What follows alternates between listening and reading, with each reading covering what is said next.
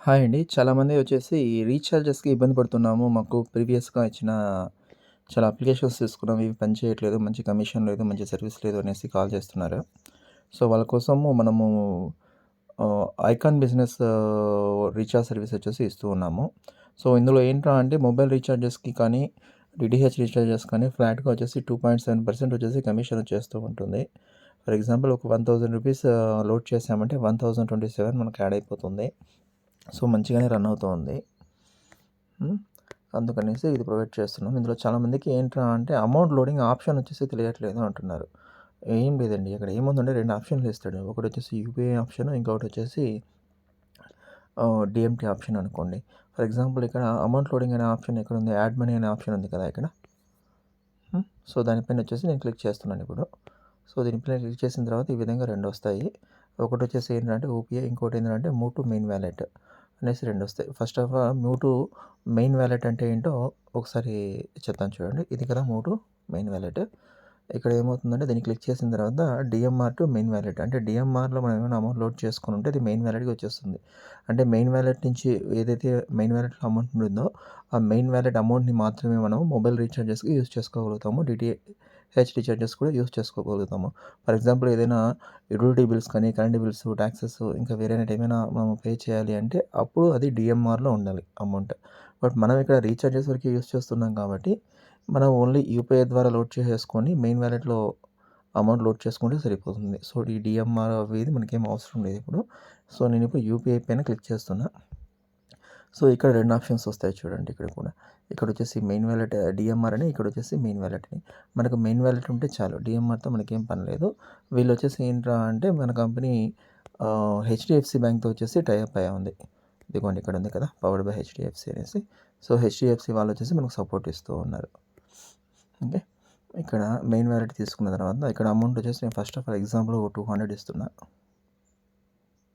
So, తీసుకున్నది 200. For example ఒక 100 ఇస్తాను చూడండి ఇక్కడ. ఓకే. 100 ఇచ్చా. 1 సెకండ్.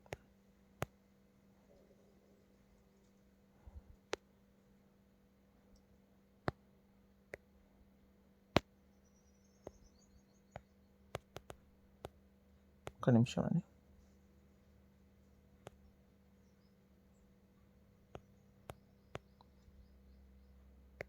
లోడ్ అయిపోయిన తర్వాత wallet loaded by successfully with ₹100 అని వచ్చేసింది చూడండి.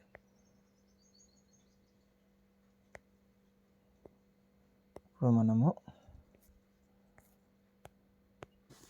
ఇదిగోండి ఇక్కడ మనకు లెఫ్ట్ సైడ్ పైన వచ్చేసి 3 లైన్స్ కనిపిస్తున్నాయి కదా! దానిపైన క్లిక్ చేస్తున్నా చూడండి. ఇక్కడ 3 లైన్స్ ఉన్నాయి. ఇదిగోండి ఇక్కడ. ఇక్కడ ఉన్నాయి కదా 3 లైన్స్. దానిపైన క్లిక్ చేస్తున్నా. క్లిక్ చేసిన తర్వాత ఇందులో మనకు వచ్చే ఆప్షన్ ఏంది బ్యాలెన్స్ రిపోర్ట్ అనేది ఒక ఆప్షన్ ఉంటుంది. బ్యాలెన్స్ రిపోర్ట్ ఇక్కడ ఉంది కదా!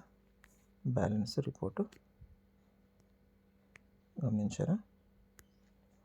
Balance report.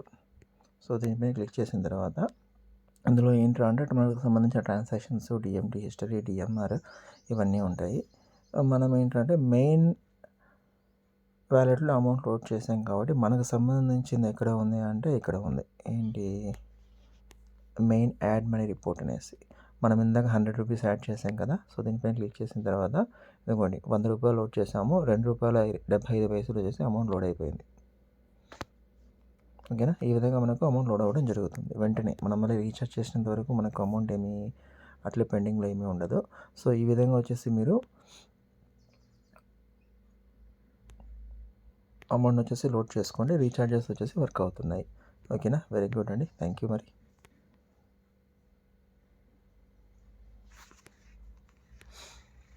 So, current bills కూడా తొందరలో ఇచ్చాము. బట్ ఇంకా రాలేదు. అది వచ్చిన తర్వాత నేను అప్డేట్ ఇస్తాను. ప్రెజెంట్ ఏంటంటే రీచార్జెస్ వరకు మంచిగానే వర్క్ అవుతుంది. Thank you for it.